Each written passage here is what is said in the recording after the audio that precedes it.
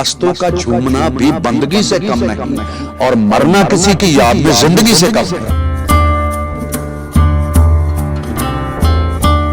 रातों को उठ उठ कर जिनके लिए रोते हैं वो अपने मकानों में आराम से सोते हैं। Here we have none other than Gurdas Maan ji. Thank you so much. बहुत बहुत स्वागत है आपका मान साहब। बहुत बहुत मेहरबानी। बड़ा कम। आप पहली बार आए हैं ईशा सदगुरु। जी मैं पहली बार आया हूँ मगर देखा बहुत बार है, क्योंकि टेलीविज़न पे जब भी महाशिवरात्रि का उत्सव होता है तो मैं अपने टेलीविज़न के सामने बैठ जाता हूँ और पूरे का पूरा 6 बजे तक वो सुबह 6 बजे तक जब सूरज उदय होने वाला होता है वो तब तक मैं देखता हूँ अपने परिवार के साथ। कैसे एनर्जी फील हो रही है आपको कि इतने साल ऑनलाइन देने के बाद आज आप यहाँ पे हो, आज millions of devotees will come see you, how is this energy? मेरी एनर्जी आप ये समझ लीजिए कि बहुत दिनों के बाद आज मैं महाशिवरात्रि का उपवास रखा है। इतने सालों के बाद मैं पहले 17 ईयर्स तक मैंने सोमवार का व्रत रखा है और हर शिवरात्रि रखी है। पर बीच में कहते हैं ना कि आदमी भटक जाता है, अपने काम काज में इतना व्यस्त हो जाता है कि उसको अपनी असलियत का पता नहीं लगता, उसके मूल का और आधार का पता नहीं लगता। आज मैं अपने आधार से जुड़ा हूँ। मेरे आधार ने मेरा उद्धार कर दिया कि आज तू उपवास रख। ये एनर्जी है, ये एनर्जी है और एनर्जी का सोमा है ये आदि गुरु बिल्कुल शिव भोलेनाथ। संगीत और स्पिरिचुअलिटी का काफी क्लोज एक नाता सा होता है। इतने सालों में इतने दौर बदल गए हैं, आज एक नई जनरेशन है। आप देखते हो कि किस तरीके का संगीत होता है, बट यहाँ पे ईशा महाशिवरात्रि में we get a lot of cultural music. तो आप जब आज की जनरेशन को देखते हो और कैसे कंपैरिजन ड्रॉ करते हो, आपका क्या विचार है आज के सिंगर्स के बारे में? आपने कहा कि स्पिरिचुअल के साथ जुड़ा हुआ है संगीत, इसमें कोई शक नहीं है। संगीत और स्पिरिचुअलिज्म म्यूज़िक उसके साथ रिलेट है। जैसे ओम उच्चारण करते हैं, अनहद जो अनादि जो धुन है वो यही है कि एक शब्द है वहाँ पे गूंज रहा है।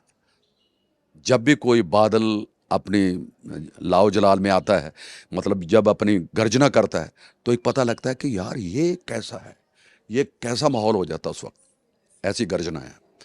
तो ये जो आज की जनरेशन जैसा भी म्यूज़िक है, जिस तरह का भी म्यूज़िक है, पर म्यूज़िक म्यूज़िक ही है। लोग बच्चे नाचते हैं, डांस करते हैं, भूल जाते हैं थोड़ी देर के लिए अपनी।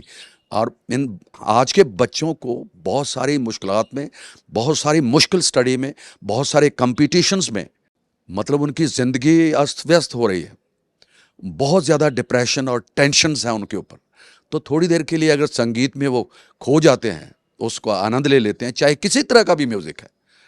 मैं चाहता हूँ कि मतलब मैं कहता हूँ कि वो भी उस अनंत काल का ही बख्शा हुआ संगीत है। चाहे उसको कोई नाम दे दें, कोई फॉर्म उसका नाम मतलब रख दें, मगर है वही चीज़ है कि थोड़ी देर के लिए मस्त हो जाना ही तो अनंत है। बिल्कुल, क्योंकि मस्तों का झूमना भी बंदगी से कम नहीं। किसी का सिर जैसे ऐसे आपने हिला दिया ना, ये खुशी का एक है। जैसे संगीत सुनते सुनते ऐसे ऐसे कर, ये है मस्तों का झूमना भी बंदगी से कम नहीं और मरना किसी की याद में जिंदगी से कम नहीं। बहुत बढ़िया। हाँ जी हाँ, ये वही है, खो जाना अपने आप में।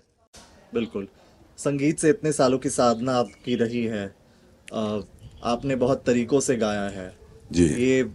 ये एक्सपीरियंस आपके लिए इतने सालों से, आई एम श्योर कि स्पिरिचुअलिटी से भी आपका कनेक्शन रहा है। किस तरीके के चेंज आपने अपनाए हैं? मेरी ज़िंदगी में स्पिरिचुअलिटी एक नेचुरल है, ये नेचुरल प्रोसेस है।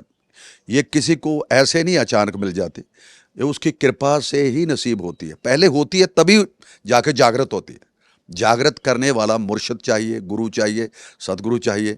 किसी की आंख में आंख डाल के जब आपका वो एक तीसरा नेत्र खुल जाता है तो बस वही बंदगी है, वही ज़िंदगी है, वही परमेश्वरता है। रातों को उठ उठ कर जिनके लिए रोते हैं, रोते हैं ना, कोई ना किसी को याद करके रोता है, तो कोई परमेश्वर को याद करके रोता है। रातों को उठ उठ कर जिनके लिए रोते हैं वो अपने मकानों में आराम से सोते हैं।